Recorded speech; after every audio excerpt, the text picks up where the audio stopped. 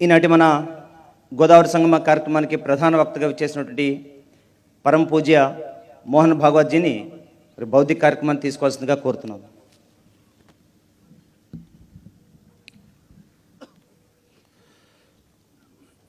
आज के कार्यक्रम के प्रमुख अतिथि महोदय आदरणीय श्री एवीएन राजू गारू, माननीय क्षेत्र संघचालक जी, माननीय प्रांत संघचालक जी, प्रांत सह संघचालक जी एवं भीमावरम और राजमंड्री दोनों विभागों के माननीय विभाग संघचालक जी, आत्मीय स्वयंसेवक बंधु, मुझे बताया गया कि आज की इस संख्या में बहुत बड़ा प्रमाण संघ में नए आए हुए स्वयंसेवकों का है. अगर ऐसा है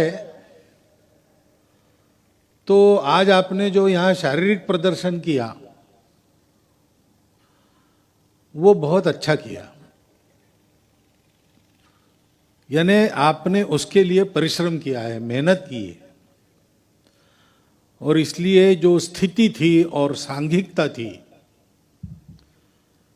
वो वास्तव में नए आए हुए स्वयंसेवकों के द्वारा किया गया उत्कृष्ट प्रदर्शन ऐसा है. प्रदर्शन ये हम क्यों करते हैं, हम इतनी मेहनत क्यों करते हैं? तो हमको एक काम करना है, उस काम के बारे में विचार करना, क्योंकि अपने सारे कार्यक्रम है, शारीरिक कार्यक्रम, बौद्धिक कार्यक्रम, हम समाज के लिए कई प्रकार के काम करते, उन सबका एक लक्ष्य है, उसके बारे में आज हमको विचार करना है. ఇతర సంఘ పెద్దలు, ఆత్మీయ స్వయంసేవక బంధువులారా, ఈరోజు కార్యక్రమంలో అనేక మంది కొత్తవారు ఉంటున్నారని చెప్పేసి పాల్గొంటున్నారని చెప్పేసి తెలిసింది. అలా అయితే ఈరోజు మీరు చేసినటువంటి శారీరక ప్రదర్శనల యొక్క స్థితి చాలా బాగున్నట్టు. దానికోసం అని చెప్పేసి చాలా కష్టపడి ఉంటారు, చాలా అభ్యాసం చేసి ఉంటారు. సాంఘిక ప్రదర్శన యొక్క స్థితి కానివ్వండి, సాంఘిక క్రియ కానీ చాలా బాగా ఉత్కృష్టమైనటువంటి ఉన్నతమైనటువంటి స్థితిలో ప్రదర్శన చేశారని చెప్పేసి భావించవచ్చు. ఈరోజు మనం చేసినటువంటి ప్రదర్శన ఎందుకోసం అంటే మనం ఒక పని చేయడం కోసము. మన యొక్క శారీరక కానివ్వండి, బౌద్ధిక కానివ్వండి, లేదా మన సమాజంలో చేసేటువంటి రకరకాల కార్యక్రమాలు ఏవైతున్నాయో ఆ కార్యక్రమాలు ఒక లక్ష్యం కోసం మనం చేస్తున్నామో వాటి గురించి ఈ రోజున ఆలోచిద్దాం. तो हम कौन सा काम करने के लिए यहाँ पर एकत्रित हुए, या रोज शाखा लगाते, बहुत सारे काम करते हैं. तो रोज की शाखा में अंत में हम प्रार्थना करते हैं, उसमें हम सबको मिलके क्या करना है, हमारा संकल्प क्या है, उसका हम रोज उच्चारण करते हैं. विजेत्री चन संहता कार्य शक्ति विधायास्य धर्मस्य संरक्षणम परम वैभवम नेतुमेतत् स्वराष्ट्रम समर्था भवतु. भगवान को आशीर्वाद मांगते हैं कि हमारी संहत यानी संगठित कार्य शक्ति के द्वारा, हमारी यानी किसकी, तो हम सब स्वयंसेवकों की, और जब तक संघ समाज में समाज से थोड़ा कम है तब तक स्वयंसेवकों की, लेकिन संघ तो बड़ा होगा और समाज व्याप्त हो जाएगा तो संपूर्ण समाज की संहति के द्वारा, संगठित शक्ति के द्वारा किसी एक व्यक्ति पर हम निर्भर नहीं है.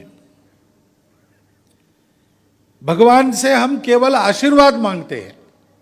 काम हम करेंगे, भगवान आशीर्वाद आप दो, शक्ति आप दो, ऐसे गुण मांगते हैं.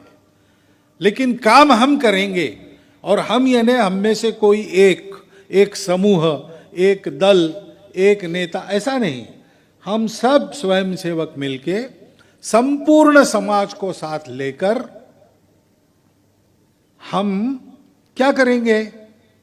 तो पहली बात कही गई है धर्म का संरक्षण. ये शक्ति का उपयोग, पहला काम विधायास्य धर्मस्य संरक्षणम. हमारा जो धर्म है यानी हमारा जो स्वभाव है, हिंदू स्वभाव, या हिंदुस्तान के भारत माता के पुत्र के नाते देश के प्रति हमारा जो कर्तव्य है, हम सब मिलकर ऐसा काम करेंगे जिससे इहलोक में और परलोक में भी हम लोग सुखी होंगे। ये सारा हमारा धर्म है,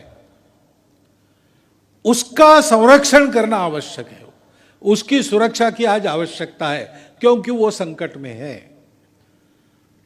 तो अपने राष्ट्र को हम परम वैभव संपन्न बनाएंगे हमारे धर्म की संरक्षण करते हुए, हमारे धर्म को सुरक्षित रख के राष्ट्र को वैभव संपन्न बनाना है। अधर्म का अवलंबन करके हमको वैभव नहीं चाहिए, जिससे सब लोग जुड़ते हैं, ऊपर उठते हैं, उन्नत होते हैं, बिखरते नहीं है। उस धर्म को ही पालन करते हुए हमको अपने राष्ट्र को बड़ा बनाना है, उस धर्म का संरक्षण करते हुए बड़ा बनाना है। इसलिए हम अपनी संगठित शक्ति को बढ़ा रहे, एक दिन संपूर्ण समाज को संगठित कर लेंगे। రోజు మనం శాఖలో చివరిలో ప్రార్థన చేస్తాము. అందులో చివరిలో విజేత్రి చనసంహతా కార్యశక్తి అనేటువంటి విషయాన్ని మనం చెప్తుంటాం. అందులో సమర్థ భవతు అని చెప్పేసి చెప్తాం. భగవంతుని మనము ఆశీస్సులను కోరుతున్నాం. మనము సంఘటిత కార్యశక్తి ద్వారా అందరూ స్వయం సేవకుల్ని కలుపుకుంటూ, సంఘటిత కార్యశక్తి అంటే కేవలం ఒకరో ఇద్దరో కొంతమంది స్వయం సేవకులు కాదు, మన యొక్క ప్రయత్నం ద్వారా యావత్ హిందూ సమాజాన్ని కలుపుకుంటూ దాని యొక్క సంఘటిత శక్తి ద్వారా ఈ ధర్మాన్ని ఆధారం చేసుకుని ఈ ధర్మాన్ని రక్షిస్తూ మనము ఈ దేశం యొక్క పరమవైభవ స్థితిని సాధించాలని కోరుకుంటున్నాము. మన యొక్క పని ఒక వ్యక్తి మీద ఆధారపడి లేదో, అందరి యొక్క సామూహికమైనటువంటి సంఘటిత శక్తి ద్వారా, ఒక వ్యక్తి, ఒక జట్టు, ఒక వర్గం కాదు, అందరము కలిసి, మనందరము కూడా కలిసి ధర్మాన్ని రక్షిస్తూ, ధర్మం అంటే ఏంటి, కేవలం కొద్ది మందిది కాకుండా యావత్ ప్రజానికం, ప్రజలందరి యొక్క ఉన్నతిని సాధిస్తూ, ఇహలోకంలో పరలోకంలో ఉన్నతిని సాధించేటువంటి ఏదైతే ఉందో అది ధర్మము. అటువంటి ధర్మాన్ని రక్షిస్తూ ఈ రాష్ట్రాన్ని పరమవైభవ స్థితికి తీసుకెళ్లడం కోసం మన యొక్క లక్ష్యము. ఆ లక్ష్యాన్ని చేరడంలో భగవంతుని యొక్క ఆశీస్సుల్ని మనం కోరుతున్నాము. భగవంతుని ఏమంటున్నామంటే, మేము ఈ పని చేస్తాము, మాకు శక్తినిమ్ము, కానీ మీ యొక్క ఆశీస్సునిమ్ము.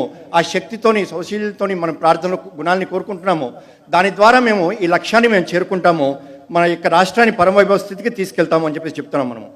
అయితే ఇక్కడ రాష్ట్రాన్ని పరమవైభవ స్థితికి తీసుకెళ్ళమంటే ధర్మాన్ని రక్షిస్తూ, అధర్మాన్ని నాశనం చేస్తూ, అధర్మాన్ని దూరము చేస్తూ, ధర్మాన్ని రక్షిస్తూ మాత్రమే ఈ దేశాన్ని వైభవ స్థితికి తీసుకెళ్లాలని చెప్పేసి మనందరం కూడా కోరుకుంటున్నాం. అటువంటి ధర్మ రక్షణ ద్వారా ఈ దేశం వైభవ స్థితికి చేరడం మన యొక్క లక్ష్యం. संघ में आते आते आप पक्के बन जाएंगे, आपका निश्चय हो जाएगा, हाँ अब जन्म भर, जब जब मनुष्य जन्म मिलेगा तब तब मुझे संघ का काम करना है, ऐसा जब आपका संकल्प बनेगा तो आपको संघ के अधिकारी कहेंगे कि आप संघ की प्रतिज्ञा लो। जो प्रतिज्ञित है उनको वो पता है। उसमें भी हमने यही कहा है, मैं संघ का स्वयंसेवक क्यों बन रहा हूं? अपने पवित्र हिंदू धर्म, हिंदू संस्कृति व हिंदू समाज का संरक्षण कर हिंदू राष्ट्र की सर्वांगीण उन्नति करने के लिए। ये हमारा हिंदू धर्म है, हिंदू संस्कृति है, ये सारा हमारा हिंदू समाज है। वो अच्छा है बुरा है वो हम देखेंगे, हम उसके घटक है, हम उसको अच्छा बनाएंगे, लेकिन हमको उसकी सुरक्षा क्यों करनी है?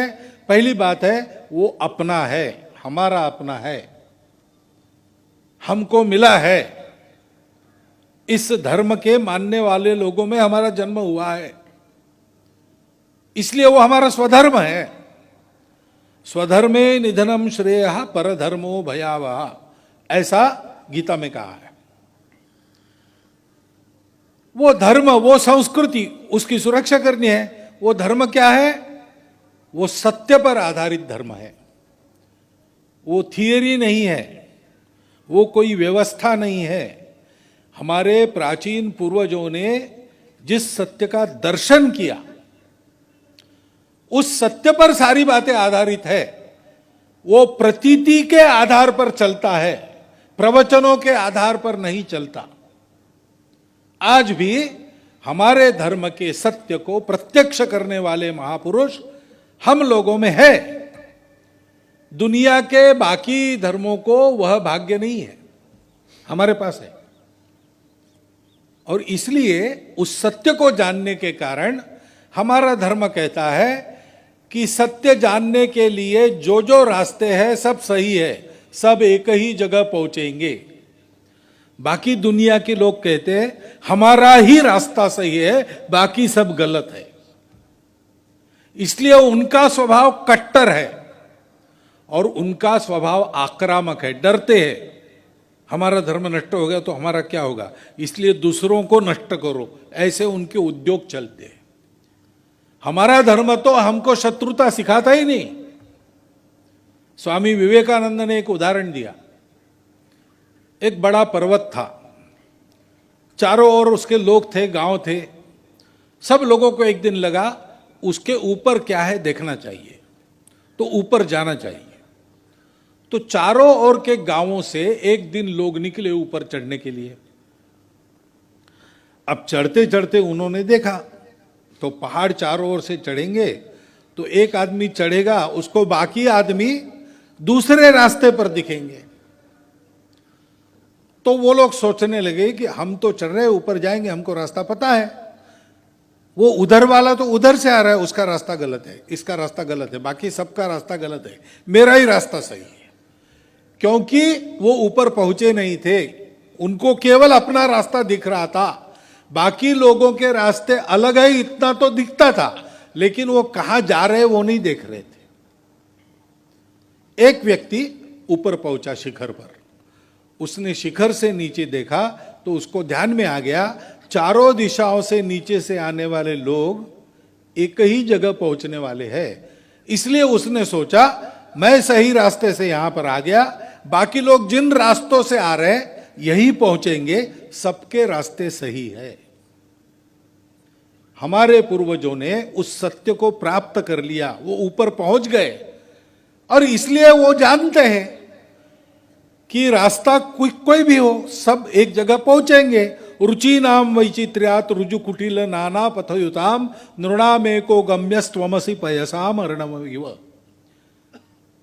सीधी टेढ़ी चलती हुई चारों दिशाओं से नदियां निकलती है और चलती है, जाती कहां है, एक ही सागर में जाती है।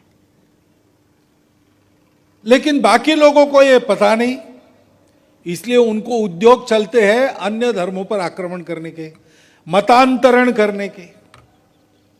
हमारे शास्त्रों में तो मतांतरण विषय ही नहीं था, क्योंकि आवश्यकता नहीं, सबके रास्ते सही है, कोई जल्दी पहुंचेगा कोई देर से पहुंचेगा, किसी को बदलने की जरूरत नहीं है। लेकिन बाकी लोग ऐसे नहीं है, वो मानते कि सबको बदल के हमारे रास्ते पर लाएंगे। तो बाय हुक और क्रूक, जोर जबरदस्ती, लालच, मजबूरी का फायदा उठाना, सब उपयोग करके वो बदलने का प्रयास करते। हमारे देश में भी ऐसे उद्योग चलते हैं और इसलिए हमारे इस सबको स्वीकार करने वाले उदात्त उदार, किसी को न बदलने वाले धर्म को उसके सुरक्षा की आवश्यकता है। ऐसे लोभ लालच जबरदस्ती से जिनको ले गए, मजबूरी का फायदा उठाकर जिनको बदल दिया, और भगवान तो दिया नहीं, संस्कार भी ले लिए, छीन लिए, कुसंस्कारों में पड़े, ऐसे अपने पीड़ित बंधुओं को हमको वापस फिर से लाना भी पड़ेगा। यह हमारा कर्तव्य है। लेकिन यह काम समाज को मिलकर करना होता है। समाज में कोई एक समूह इसको करेगा तो यह होगा नहीं। लोग जाएंगे नहीं तो बाकी समाज को उनको पकड़ के रखना पड़ेगा। आज हम जानते हैं हमारे देश में विषमता की समस्या है, दारिद्र्य की समस्या है और संपन्न समाज का उसके ऊपर ध्यान कम है। तो कई बंधु तो हमारी उपेक्षा के कारण ही जाते हैं। अपना धर्म जो सब में भगवान देखता है, उस धर्म को मानने वाले हम अपने इस दरिद्र नारायण को नारायण नहीं मानते, उसकी सेवा नहीं करते।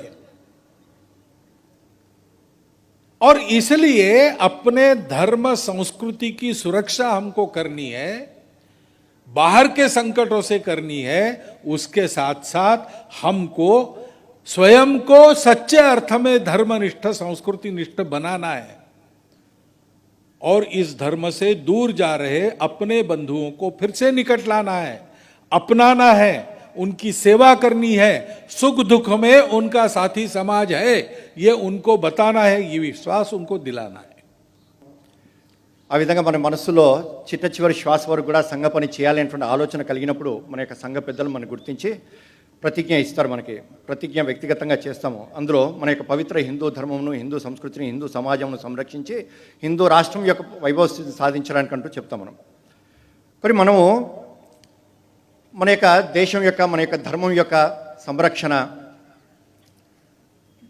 దాని గురించి ప్రతిజ్ఞ చేస్తాము. ఆ ప్రతిజ్ఞని మన యొక్క ఆచరణ రూపంలోకి తీసుకొస్తాం మనము. ఇక్కడ మనం అందరం కూడా మన యొక్క ధర్మంలో ఉండేటువంటి ఏవైనా ఆచరణలో ఉండేటువంటి లోటుపాట్లను సరిచేసుకుంటూ దాని యొక్క సురక్ష కోసం మనం ఆలోచించడము. ఎందుకోసం ఆలోచిస్తాము? అది మనది. అది నేను ఇటువంటి శ్రేష్టమైనటువంటి హిందూ ధర్మంలో పుట్టినటువంటి హిందువుని నా యొక్క స్వధర్మాన్ని నేను ఆచరించాలి, నేను రక్షించాలి అనేటువంటి భావన మన మనస్సులో కలుగుతుంటుంది. భగవంతుడు శ్రీకృష్ణుడు గీతలో చెప్పాడు, స్వధర్మే నిధనం శ్రేయ అని చెప్పేసి, పరధర్మో భయావహ అని చెప్పేసి చెప్పాడు. మన ధర్మంలో ఏ చిన్న లోటుపాట్లు ఉన్నప్పటికీ కూడా మనది అనేటువంటి భావన మన మనస్సులో కలగాలి. పరధర్మం అనేటువంటిది అది భయంకరమైనటువంటిది, అది భగవంతుడు చెప్పాడు. కానీ మన యొక్క ధర్మము దీన్ని ఆచరిస్తూనే అవసరమైనటువంటి లోటుపాట్లు చేసుకోవడము, ఆ విధంగా ఉండేటువంటి ఆచరిస్తున్నటువంటి వ్యక్తులందరినీ కూడా సంఘటితపరచడము, ఇది మనందరి యొక్క బాధ్యత. ఇది ప్రాచీన కాలంలో మన యొక్క పూర్వీకులు ఎవరైతున్నారో ఇది దర్శించారు. ఇవి కొన్ని సిద్ధాంతాలు కాదు, ఇది మన ధర్మం అనేటువంటిది. మన యొక్క ధర్మము మన యొక్క పూర్వీకులు ఋషులు తమ యొక్క సత్యశోధన ద్వారా దర్శించినటువంటి సత్యాన్ని ప్రవచించారు. దాన్ని మనం ఆచరణ రూపంలోకి తీసుకొస్తున్నారు, దాన్ని మనం ఆచరిస్తున్నాం మనము. కాబట్టి కేవలం దీన్ని చెప్పడం మాత్రమే కాదు, ఈ ధర్మాన్ని ఆచరించవలసినటువంటి బాధ్యత కూడా ఉంది. ఇటువంటి సత్పురుషులు ఎవరైతే ఉన్నారో, దర్శించినటువంటి వ్యక్తులు ఎవరైతే ఉన్నారో మిగిలినటువంటి ధర్మాల్లో లేరో, అది మన యొక్క ధర్మంలో మాత్రమే ఉన్నారు. అలాంటి సత్యము ఏదైతే ఉందో మన యొక్క ధర్మంలో చెప్పినటువంటిది, ఇది ఎవరిని కూడా శత్రువుగా చూడదు. మార్గాలు ఎన్ని ఉన్నప్పటికీ కూడా మనం చేరుకునేటువంటిది ఒకటే లక్ష్యం అనేటువంటి భావన మనకు తెలుసు. అది కాబట్టి మిగిలినటువంటి ఆలోచనలో ఉండేటువంటి వ్యక్తులు, మిగిలినటువంటి మార్గాల్లో ఉండేటువంటి వ్యక్తుల్ని మనం నాశనం చేయాలి అనేటువంటి ఆలోచన మనకు లేదు. కానీ కొన్ని మార్గాలు ఏవైతున్నాయో, కొన్ని మతాలు ఏవైతున్నాయో, ప్రపంచంలో నా మతము మాత్రమే శ్రేష్టమైనది, ఇది ఒకటే మార్గము, ఇంకే మార్గము ద్వారా కూడా మన లక్ష్యాన్ని చేరలేము. కాబట్టి ఆ విధంగా చేరుతున్నటువంటి వ్యక్తులు కనుక ఉన్నట్టయితే వాళ్ళని నాశనం చేయాలనేటువంటి ఆలోచన మిగిలినటువంటి మతాల్లో కలుగుతుంటుంది. కానీ మన యొక్క ధర్మంలో అటువంటి ఆలోచన లేదు. మార్గాలు ఎన్ని ఉన్నప్పటికీ కూడా మన లక్ష్యము ఒకటే. ఏ మార్గము ద్వారా అయినప్పుడు కూడా మనం లక్ష్యాన్ని చేరవచ్చును అనేటువంటి భావన మన మనసులో కలిగిన కారణంగా మనం ఎప్పుడు కూడా ఎవరిని కూడా మతం మార్చాలని చెప్పేసి మనం చూడలేదు. స్వామి వివేకానందుడు ఉదాహరణ చెప్పారు. మనం ఒక గ్రామంలో ఉండేటువంటి ప్రజలు పక్కన ఉండేటువంటి కొండ, ఆ పైకి వెళ్ళి చూడాలి ఏ విధంగా ఉంటుందని చెప్పేసి అనుకున్నారు. కాబట్టి గ్రామస్తులు అందరూ కూడా కలిసి ఆ కొండ మీదకి 4 వైపుల నుంచి ఎక్కుతున్నారు. ఎక్కుతుండేటువంటి మార్గంలో మధ్యలో వెళ్ళిన తర్వాత కొద్దిమందికి అనిపించిందట, నేను ఇటువైపు నుంచి ఎక్కుతున్నాను, లక్ష్యం కనబడుతున్నది, నేను చేరుతాను. కానీ మిగిలినటువంటి వైపుల నుంచి ఎక్కుతున్నటువంటి వాళ్ళు సరి అయినటువంటి మార్గంలో వస్తున్నట్లేదే, వాళ్ళ లక్ష్యాన్ని చేరుకోగలుగుతారా అనేటువంటి సందేహం కలుగుతుంటుంది. అది తప్పుదారేమో అని చెప్పేసి అనిపిస్తుంటుంది. కానీ నలువైపుల నుంచి కూడా వ్యక్తున్నటువంటి ప్రతి ఒక్కరికి కూడా నా మార్గమే సరి అయింది, మిగిలినటువంటి 3 వైపులా వ్యక్తున్నటువంటి వాళ్ళు సరి అయినటువంటి మార్గంలో ఎక్కట్లేదేమో అనేటువంటి సందేహం కలుగుతుంటుంది.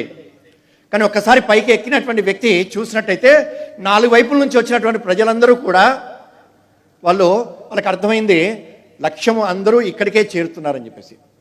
కానీ మార్గాలు భిన్నమైనప్పటికీ కూడా లక్ష్యం ఒకటే. ఏ మార్గంలో వెళ్ళినప్పుడు కూడా మనం భగవంతుని చేరవచ్చు అనేటువంటి శ్రేష్టమైనటువంటి ఆలోచన కలిగినటువంటిది మన యొక్క హిందూ ధర్మము. కాబట్టి మనము ఏ రోజున కూడా మనం మతం మార్చలేదు.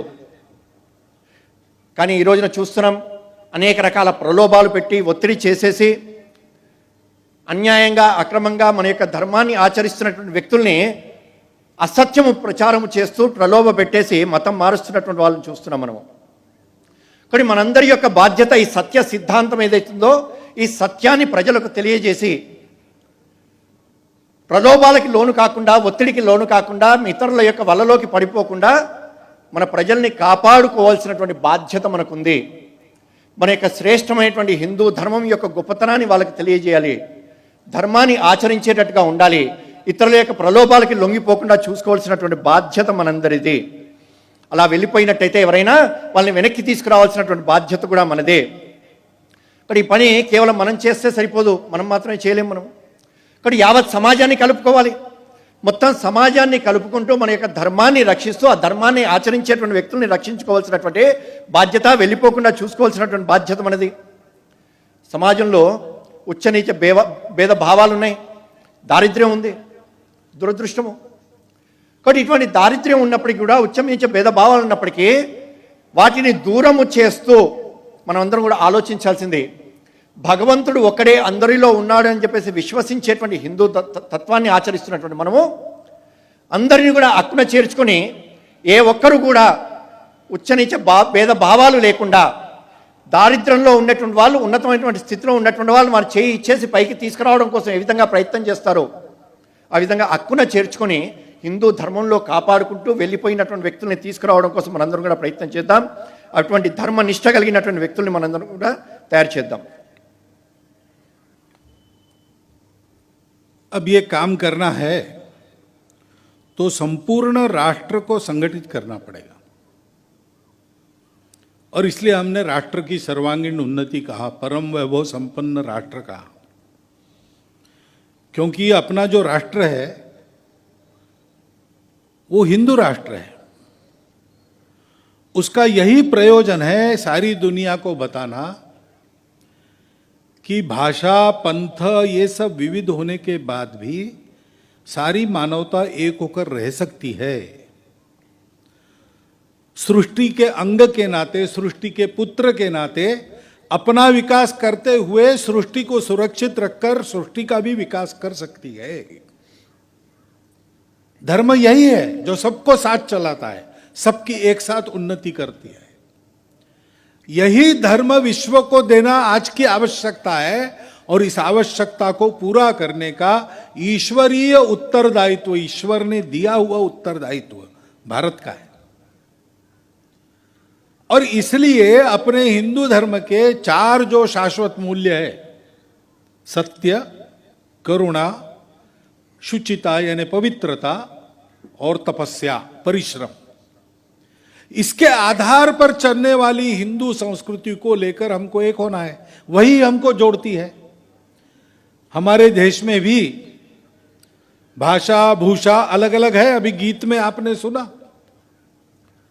वो सब अलग अलग होने के बाद भी हम सबका भाव एक है, इसलिए हम सबका स्वभाव एक है. संस्कृति हमारे सबके सामाजिक स्वभाव को कहते हैं. वो हमारा स्वभाव क्या है? सत्य का है. यानी क्या है? सब में भगवान है,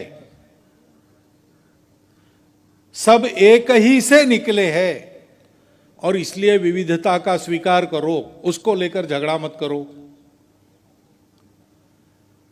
और सब में एक ही है तो सब अपने हैं, कोई पराया नहीं. हमको अपने स्वार्थ के लिए जीवन नहीं जीना है, उपभोग के लिए जीवन नहीं जीना है, अपनों के लिए जीवन जीना है. मानव हित के लिए, समाज हित के लिए, राष्ट्र हित के लिए, हिंदू हित के लिए अपने स्वार्थ का त्याग करना है. आवश्यकता है तो प्राण भी देने हैं. यही धर्म है. उस धर्म का आचरण हमको संस्कृति सिखाती है. वो संस्कृति हम सबको जोड़ती है. हमारी अलग अलग भाषाएं हैं, देवी देवता सब अलग अलग है, हमारे प्रांत अलग है, खान पान, रीति रिवाज सब अलग है. हमको देख के भी कोई कह नहीं सकता ये एक ही प्रकार के लोग हैं. इतने रूप है हमारे, रंग भी है.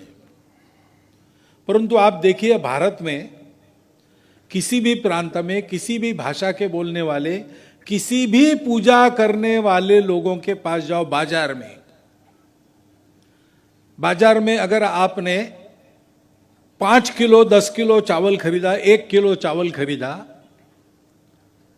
या 100 आम खरीदे, तो भारतवर्ष में कहीं भी, और आज का खंडित भारत नहीं, अखंड भारत जो था उसकी बाउंड्री में जितने लोग हैं उनमें ये कॉमन है कि जब ऐसा हम खरीदी करते हैं तब तोल के जितना मांगा उतना देते, जितना पैसा दिया उतना देते। 1 किलो चावल का पैसा दिया, 1 किलो चावल मिलेगा। लेकिन 1 किलो चावल तोल कर देने के बाद मुट्ठी भर उसमें और डालेगा वो।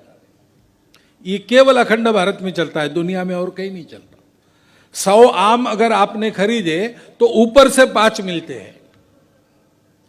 क्यों? क्योंकि सबका स्वभाव एक है भारत में कि हमने अगर पैसा लिया है तो पूरा काम करना, पूरा का पूरा देना, गलती से भी कम न जाए, इसलिए ऊपर से डालते। भारत की हर भाषा में उसके लिए शब्द है। तेलुगु में क्या कहते? कोसरू। मराठी में कहते पस्तूरी, हिंदी में कहते पासंग। वो एक प्रकार सारे अखंड भारत में सर, ये किसने सिखाया? ये हमारी संस्कृति ने सिखाया। वो संस्कृति हम सबका स्वभाव एक बनाती है, हम सबका आचरण एक बनाती है, उसमें भेदभाव को जगह नहीं है। धर्म संस्कृति के नाम कर भेदभाव करना बिल्कुल गलत बात है, क्योंकि हमारे शास्त्रों में वो नहीं है। ऐसा धर्माचार्यों ने 1972 में उडुपी में बता दिया है। सब समान है, सब एक है, सब एक दूसरे के हैं, सब भारत माता के पुत्र हैं। ऐसा हमको जोड़ने वाला क्या है? वो हमारी संस्कृति है, सनातन संस्कृति है, प्राचीन संस्कृति है, भारत की संस्कृति है, इसलिए भारतीय संस्कृति है। उसी को लोग हिंदू संस्कृति कहते हैं। वो हिंदू संस्कृति हम सबको जोड़ती है। वो भारत माता, उसकी भक्ति हम सबको जोड़ती है। इस भारत माता की भक्ति करते हुए इस संस्कृति का प्रचार प्रसार, संवर्धन और संरक्षण करने के लिए जिन हमारे पूर्वजों ने पसीना बहाया, त्याग किया, बलिदान दिया, प्राणार्पण किया, उन पूर्वजों की कीर्ति का गौरव हमारे सबके मन में है। अभी आजादी के 75 वर्ष चल रहे हैं, सारे भारत के वीरों के नाम है उसमें। अल्लूरी सीताराम राजू जी का भी नाम आ गया है। वो रहने वाले आंध्र के हैं, पूरे भारत में उनका नाम जाएगा, क्योंकि भारत माता सबकी एक है।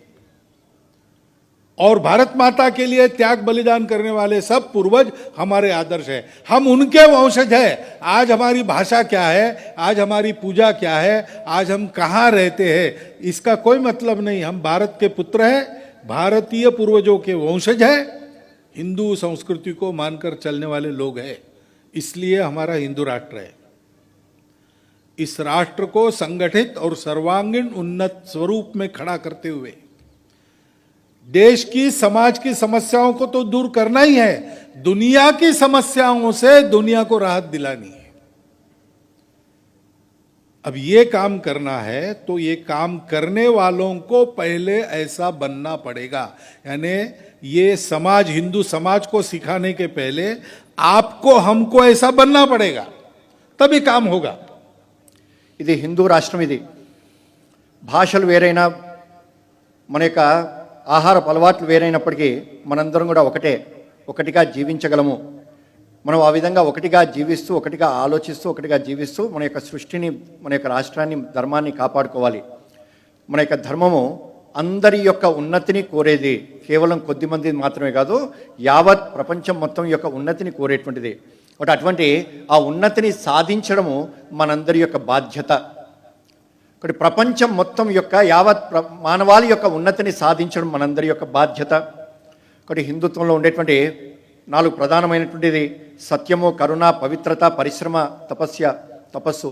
తపస్సు అంటే పరిశ్రమ, కష్టపడడం. ఒకటి దీని ఆధారంగా హిందూ మొత్తాన్ని కూడా కలుపుతూ మన యొక్క వేష భాషలు వేరైనప్పటికీ కూడా అందరం ఒకటే అనేటువంటి భావాన్ని మన మనస్సులో తీసుకుని రావాలి. మన యొక్క స్వభావంలో ఆ విధంగా మన యొక్క ఆలోచనలో, హిందూ ఆలోచనలో అందరిలో భగవంతుడు ఉన్నాడు అని చెప్పేసి మనం నమ్ముతున్నాం. ఒకటి సృష్టి మొత్తం కూడా భగవంతుని యొక్క తత్వంతో నిండి ఉంది. ఒకటి మన యొక్క భాషలు, వేషము ఇవన్నీ వేరైనప్పటికీ, కులాలు వేరైనప్పటికీ కూడా ఒకటి ప్రకృతిలో ఉండేటువంటి వైవిధ్యం ఏదైతుందో ఆ వైవిధ్యాన్ని చూస్తున్నప్పటికీ కూడా మనలో అంతర్లీనంగా ఉండేటువంటి ఒకటి అనేటువంటి భావన ఏదైతుందో దాన్ని స్వీకరించాలి మనం.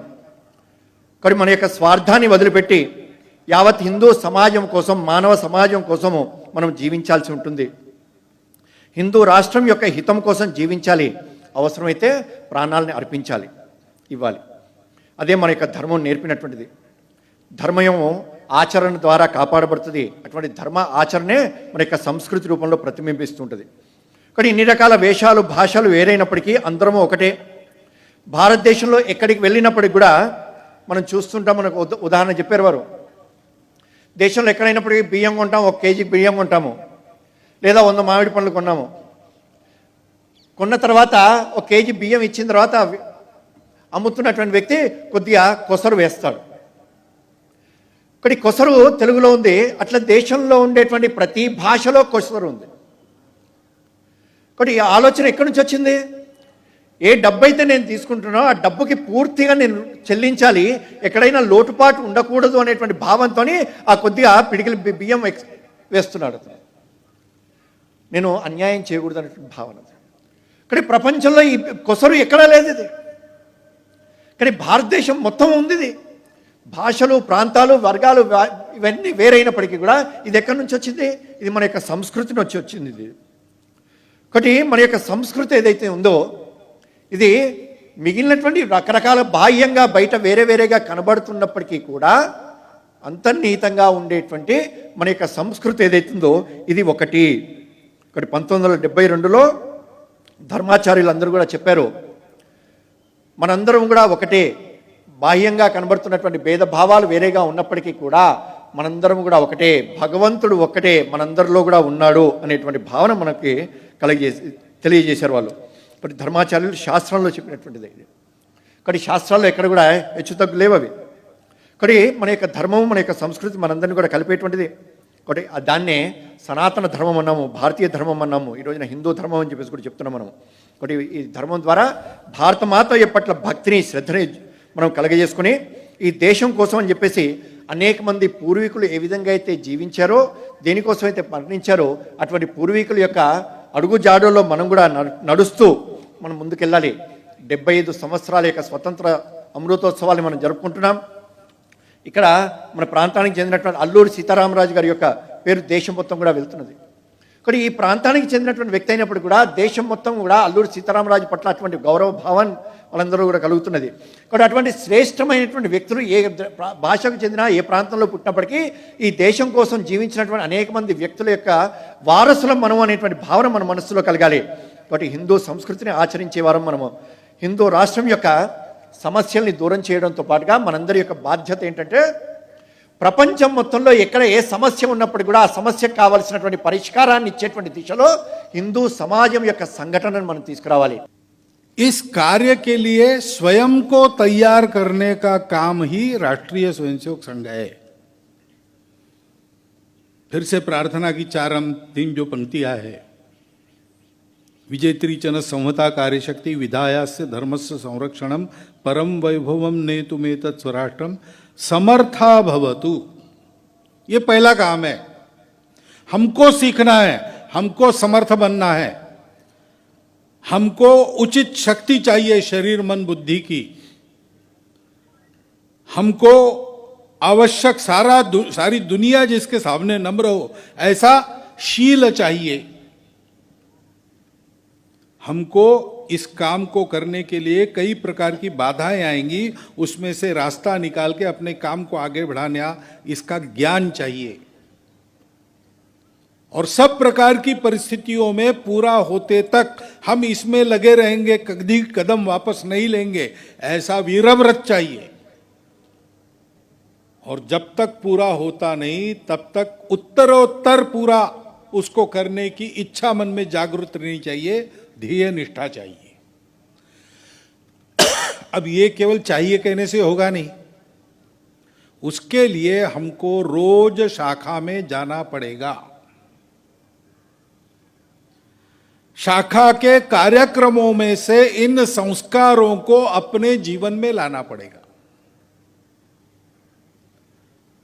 शरीर मन बुद्धि की योग्यता, सबको जोड़ने वाला स्वभाव, सारे समाज के साथ चलना, संपूर्ण समाज को अपनत्व की अभेद दृष्टि से देखना और प्रामाणिकता से, निस्वार्थ बुद्धि से, तन मन धन पूर्वक आजन्म कार्य करते रहने की वृत्ति शक्ति हमको रोज की शाखा की अपनी तपस्या करके प्राप्त करनी पड़ेगी. हर गांव में, हर बस्ती में शाखा, अच्छी शाखा, अधिक शाखा, इसके लिए समय देना पड़ेगा। सब स्वयंसेवकों ने समय देना चाहिए। सब स्वयंसेवक समय दे, रोज शाखा में 1 घंटा आए, अपनी तपस्या करे। इसलिए प्रवासी कार्यकर्ताओं को अधिक समय देना पड़ेगा।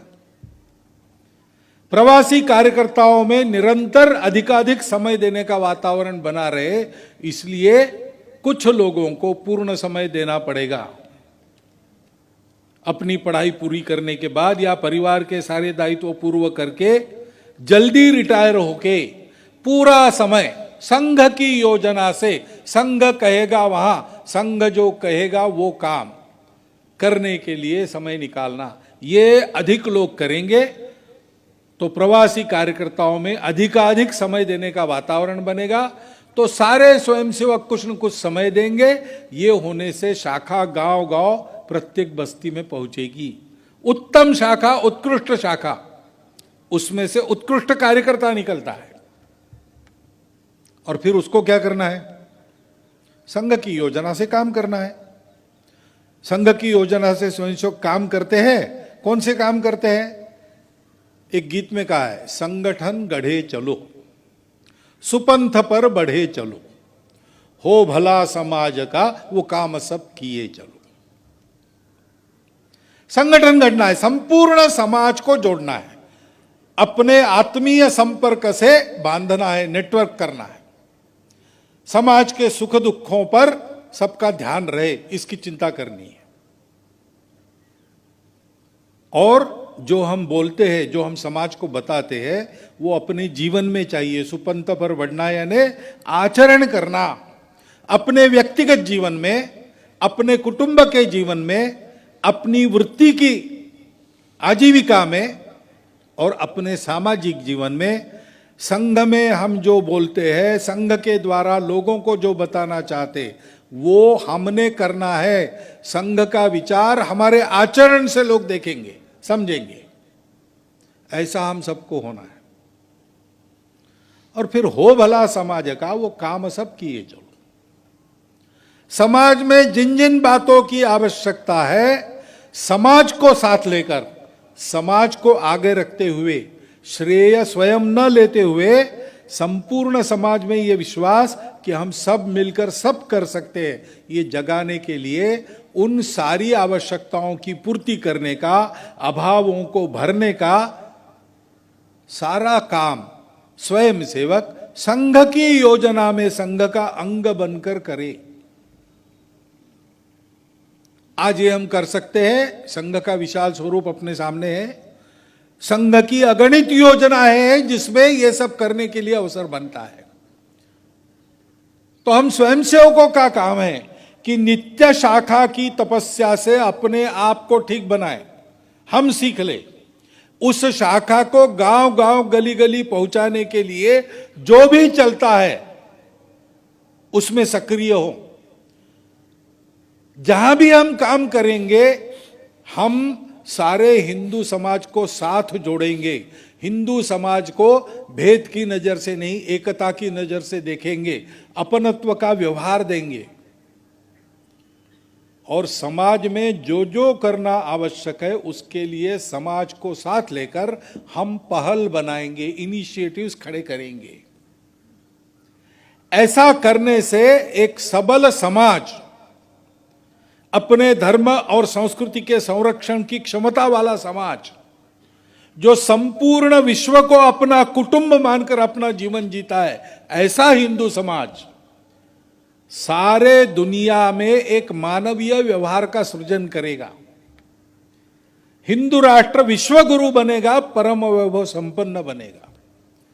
सारी दुनिया में प्रार्थना के अंत में जैसे हम कहते भारत माता की जय, वैसे सारी दुनिया में विश्व के सब लोग भारत माता की जय करने लगेंगे।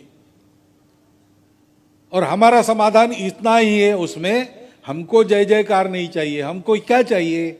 हमको सर्वत्र भल मनसाहत से, अच्छे आचरण से विश्व के लोग चले, स्वयं का विकास करे, सृष्टि को भी विकसित करे, पर्यावरण वगैरह की सब समस्याएं दूर हो, विश्व में जो कट्टरपन को लेकर झगड़े चले हैं, विश्व में जो एक दूसरे के शोषण की स्पर्धा चली है, युद्ध है, हिंसा है, इन सबसे रहित एक सुख शांतिमय सुंदर दुनिया बनाने वाला भारत अपना काम शक्ति के साथ, अपना काम शील के साथ, अपना काम ज्ञानवान बनकर कर रहा है।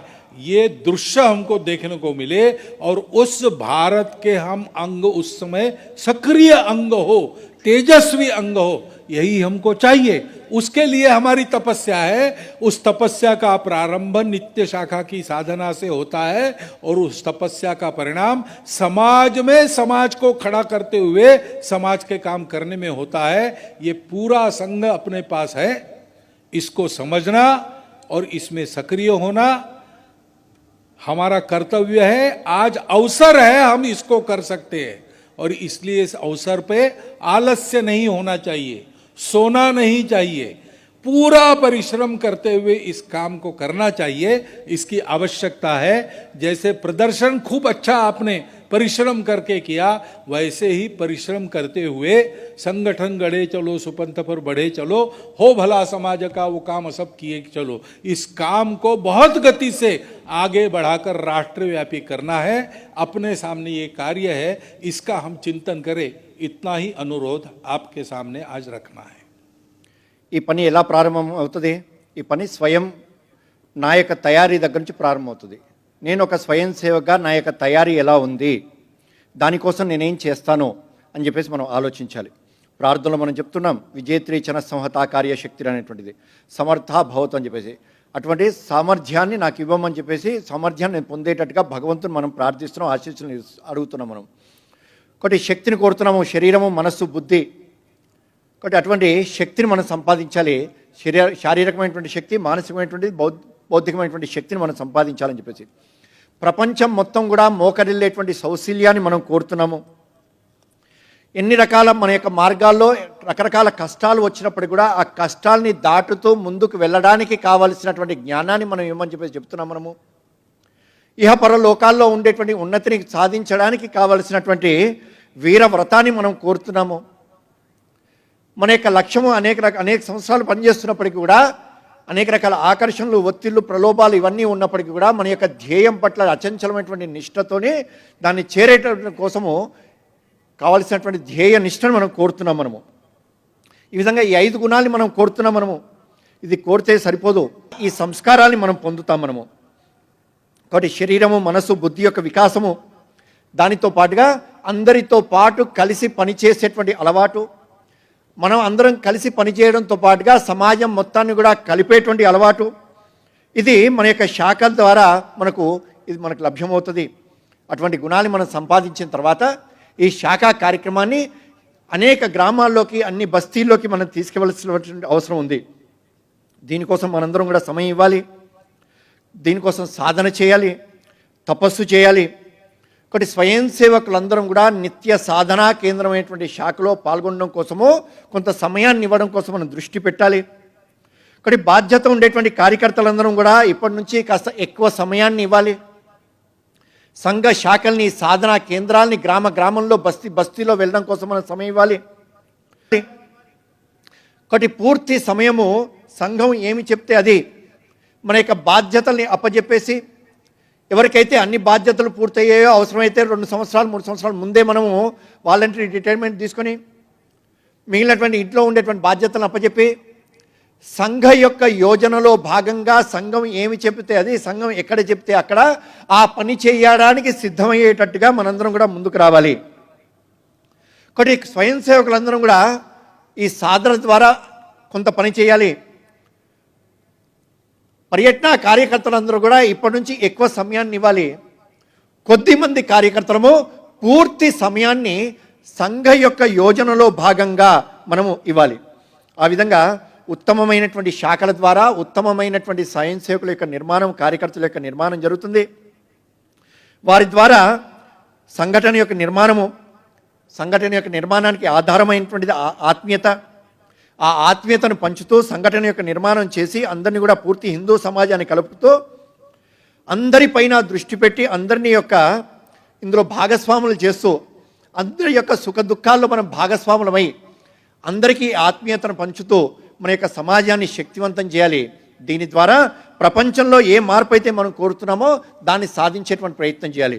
అయితే సమాజం ఎప్పుడు మనని ఆచరిస్తుంది, మనని చూస్తుంది, ఎప్పుడు మనని గౌరవిస్తుంది? మన యొక్క సిద్ధాంతాన్ని చూసి మనం చెప్పినటువంటి విషయాన్ని కాదు, మనం చెబుతున్నటువంటి విషయాన్ని మన యొక్క వ్యక్తిగతమైనటువంటి జీవితంలో ఆచరణ రూపంలో ఎంత తీసుకొచ్చాము, నా యొక్క కుటుంబ జీవితంలో ఏ విధంగా దీన్ని ఆచరిస్తున్నా, నేను నా యొక్క వృత్తిలో, వ్యాపారంలో, వ్యవసాయంలో దీన్ని ఏ విధంగా నేను ఆచరిస్తున్నాను. స్వయం సేవకుల యొక్క నిత్య శాఖ సాధన ద్వారా, తపస్సు ద్వారా అన్ని గ్రామాలు బస్తీలోకి వెళ్తాం. మనము యావత్ హిందూ సమాజాన్ని కలుపుదాము. సమాజం మొత్తము ఆ విధంగా మన యొక్క ప్రయత్నాల ద్వారా సంఘటిత సమాజమై ప్రపంచం మొత్తానికి కూడా సంపూర్ణ విశ్వాన్ని ఆ విధంగా ఒక కుటుంబం అనేటువంటి భావాన్ని కలిగేటట్టుగా మన యొక్క ప్రయత్నం ద్వారా జరగాలిది. దాని ద్వారానే మనం విశ్వగురు స్థానాన్ని మనం చేరగలుగుతాం. మనం ప్రార్థనలో చివరిలో చెప్తున్నాం భారత్ మాతాకి జై అని చెప్పేసి. ఇక్కడ ఆ విధంగా ప్రపంచం మొత్తం కూడా అటువంటి భావంలోకి తీసుకొచ్చేటట్టుగా భారత్ మాతకు జయగానం చేసేటట్టుగా మనందరం కూడా ప్రయత్నం చేయాలి. మనకు జై జై అక్కర్లేదు, ప్రపంచం మొత్తం కూడా భారతమాతను జయగానం చేసేటట్టుగా. జయగానం కూడా దేనికోసమో, భారతమాత కేవలం పేరులో ఉచ్చరించడం ద్వారా కాదు, మన యొక్క ఆలోచన ఏదైతుందో ఈ ఆలోచన ద్వారా దీన్ని స్వీకరించి తీవ్రవాదాన్ని దూరము చేస్తూ, శోషణని దూరం చేస్తూ, యుద్ధము ఇట్లాంటి వాతావరణాన్ని దూరం చేస్తూ, పర్యావరణాన్ని కాపాడుకుంటూ, లోటుపాట్ని దూరం చేసి యావత్ ప్రపంచంలో ఉండేటువంటి మానవాళి మొత్తం కూడా ఒక కుటుంబంగా జీవించేటువంటి శ్రేష్టమైనటువంటి ఆలోచన ఇస్తున్నటువంటి హిందూ ధర్మాన్ని ఆచరిస్తూ అవలంబిస్తూ ముందుకెళ్ళేటట్టుగా, మనతో పాటు కలిసి నడిచేటట్టుగా మన యొక్క శీలము ద్వారా, మన యొక్క ఆచరణ ద్వారా ఈ సమాజాన్ని సిద్ధము చేసి ప్రపంచం మొత్తంతో పాటు నడిచేటట్టుగా మనం అందరం ప్రయత్నం చేద్దాం.